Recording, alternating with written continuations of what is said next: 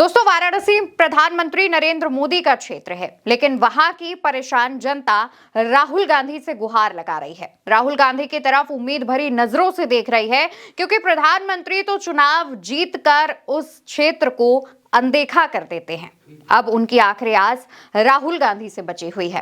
दरअसल राहुल गांधी से मुलाकात करने वाराणसी के जो एम्ब्रॉयडरी कारीगर हैं, वो पहुंचे हुए थे। इस दौरान राहुल गांधी से उन्होंने बातचीत की। राहुल गांधी ने भी इन कारीगरों से पूछा कि बताइए, मैं आपकी क्या मदद कर सकता हूं। मैं क्या कर सकता हूं आपके लिए? सर, ये सेक्टर एम्ब्रॉयडरी का है सर, ये खत्म हो गया है के टाइम में, और हम सारे लोग हैं सर बेरोजगार हो गए।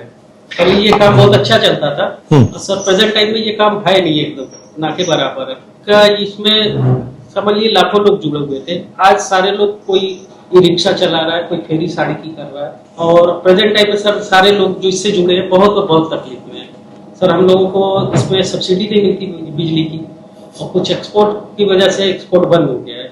और इसके बाद परेशान कारीगरों ने यह भी बताया कि किस तरीके से उन्हें दिक्कतों का सामना करना पड़ रहा है। परेशान कारीगर तमाम चीजों पर बात करते हैं, बताते हैं कि हालात तो ये भी हैं कि आज अब जो कारीगर हैं उन्हें रिक्शा चलाना पड़ रहा है, मजदूरी करनी पड़ रही है, 300-400 रुपए में रोज दिहाड़ी करनी पड़ रही है, जबकि एम्ब्रॉयडरी करते हुए वो 1000, 1200, 1500 तक एक दिन में कमा लेते थे। मजदूरों का कहना है कि जब से भाजपा की सरकार आई है तब से परेशानी बढ़ गई है। थोड़ा बहुत काम चलता भी था, जब से बीजेपी सरकार आई है अब काम खत्म हो चुका हम लोग का। अब टोटो चला रही है, प्रशासन की टाइट है, मार दे रही है, चालान काट दे रही है, बेहत्ता मार दे रही है। इस समय बनारस से हालात बहुत खराब है। इस समय बस कैसे गुजारा कर रहे हैं। बेरोजगारी बहुत है, युवा इस समय बहुत ज्यादा परेशान है। इसमें गैर हिंदू भाई भी हमारे हैं, बिहार से वो आके काम करते रहे, अब बेचारे सब मजदूरी कर रहे हैं। बिहार और बंगाल के लोग इसमें जुड़े हुए थे सर, बनारस में आके काम करते थे बिहार और बंगाल के लोग, और आज बनारस में काम नहीं है। और इस दौरान बातचीत होती है कि जिस सुई से एम्ब्रॉयडरी की जाती है, यानी कि कढ़ाई की जाती है, वो सुई बाहर से आती है, विदेश से आती है। इसको लेकर राहुल गांधी सवाल पूछते हैं कि आखिर सुई तो भारत में बन ही सकती है, सुई बाहर से कैसे आती है।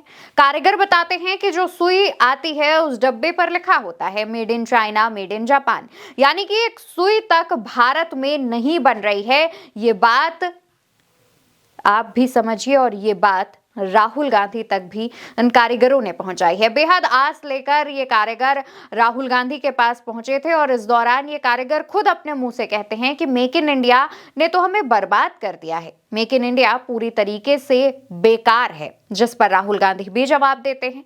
राहुल गांधी खुद मेक इन इंडिया को ढोंग बताते हैं, और इसके बाद क्या कहते हैं आप खुद सुनिए।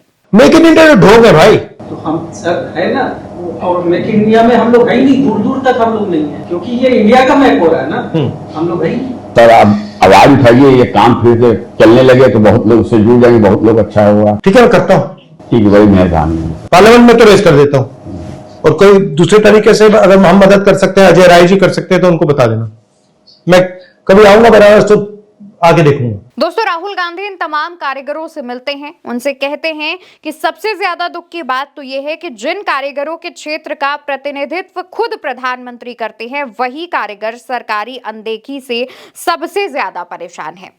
राहुल गांधी इस बात की चिंता जताते हैं, और साथ ही इन कारीगरों को आश्वासन देते हैं कि हमसे जो मदद हो पाएगी हम वो करेंगे। वो यूपी के कांग्रेस प्रदेश अध्यक्ष का नाम यानी अजय राय का नाम लेकर के भी ये कहते हैं कि वो भी आपकी मदद करेंगे। और राहुल गांधी कहते हैं कि इस देश की संसद में मैं खुद आपका ये मुद्दा उठाऊंगा, आपकी इस परेशानी को संसद के सामने रखूंगा और उसका समाधान करने के लिए कहूंगा। राहुल गांधी से तमाम लोग मुलाकात करने पहुंचे थे, और ये लोग बताते हैं कि कैसे उन्हें दिक्कत परेशानी का सामना करना पड़ता है। इन तमाम लोगों की मुलाकात की तस्वीरों को शेयर करते हुए कांग्रेस की तरफ से भी लिखा गया।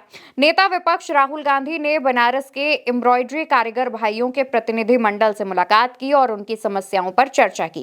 कारीगर भाइयों ने बताया कि खुद प्रधानमंत्री मोदी वाराणसी से सांसद हैं, इसके बावजूद वे सरकारी उपेक्षा के शिकार हैं। हालात ये हैं कि युवाओं के लिए रोजगार के सारे अवसर खत्म हो गए हैं, और वे मजबूरन दूसरे राज्यों में काम की तलाश में भटक रहे हैं। राहुल गांधी जी ने कारीगर साथियों को यह विश्वास दिलाया कि वे उनके मुद्दे को संसद में उठाएंगे और उन्हें उनका हक दिलाएंगे। तो दोस्तों, राहुल गांधी साफ साफ यहाँ पर कारीगरों से वादा करते हैं, लेकिन आप खुद ये चीज देखिए, ये खुद चिंता के विषय है, जहां पर प्रधानमंत्री नरेंद्र मोदी के संसदीय क्षेत्र में लोगों को परेशान होना पड़ रहा है और नेता विपक्ष से गुहार लगानी पड़ रही है कि कम से कम आप ध्यान दीजिए। वो जानते हैं कि राहुल गांधी के पास वो अपनी गुहार लेकर पहुंचे हैं, तो राहुल गांधी उनकी मदद करेंगे, उनकी बात सुनेंगे। उन्हें राहुल गांधी से भरोसा है, उम्मीद है, इसी वजह से वो राहुल गांधी से मुलाकात कर रहे हैं और राहुल गांधी भी इनके भरोसे पर खरा उतर रहे हैं। राहुल गांधी ने भी इनको आश्वासन दिया है कि जल्द ही सब ठीक होगा, उनके मुद्दे उठाए जाएंगे और उनकी मदद की जाएगी। लेकिन सवाल प्रधानमंत्री नरेंद्र मोदी पर उठता है कि आप वाराणसी से अपना संसदीय चुनाव लड़ते हैं, लोकसभा का चुनाव लड़ते हैं, आप जीतते हैं और उसके बाद उस क्षेत्र का क्या हाल होता है, आप दोबारा वहां झांकने भी नहीं जाते हैं। जाते हैं तो सरकारी प्रोटोकॉल के साथ जाते हैं।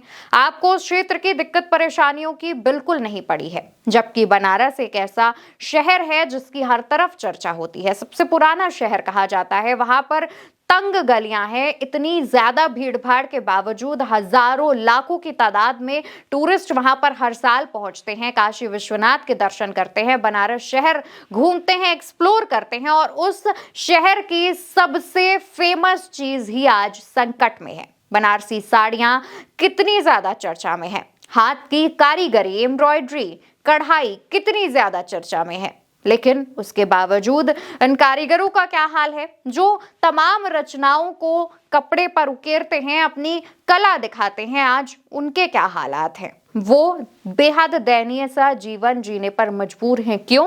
क्योंकि बनारस में एम्ब्रॉयडरी के बड़ी बड़ी जो कंपनियां हैं वो लग गई हैं, जो मशीन से एम्ब्रॉयडरी करा रही हैं, यानी कि असली कारीगरी खत्म हो चुकी है, या फिर ये कह लीजिए कि खत्म होने की कगार पर है। मेक इन इंडिया पर बड़ी बड़ी बातें करने वाले प्रधानमंत्री नरेंद्र मोदी इसको बचा पाने में विफल हैं।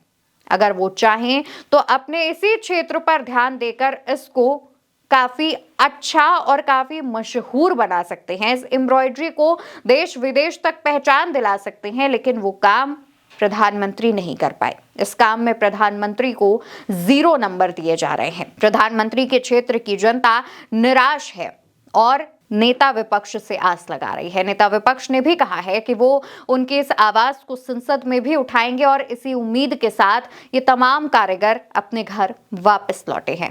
दोस्तों, राहुल गांधी से मुलाकात करने जब ये कारीगर पहुंचे थे तो इस दौरान वो एक सैंपल लेकर भी पहुंचे थे, जहां पर कपड़े पर एम्ब्रॉयडरी जो है वो की गई थी और वो राहुल गांधी को इन कारीगरों ने दिखाया, बताया कि किस तरीके से चीजें होती हैं, समझाया कि कैसे होती हैं और बताया कि कैसे आज के टाइम पर मशीन ने उनकी जगह ले ली है और उन मशीनों को चलाने के लिए मात्र 5 लोगों की जरूरत पड़ रही है। ऐसे में 95 लोग बेरोजगार हो गए हैं और उन्हें कुछ छोटे मोटे काम करके अपना घर, अपना परिवार, रोजी रोटी चलानी पड़ रही है।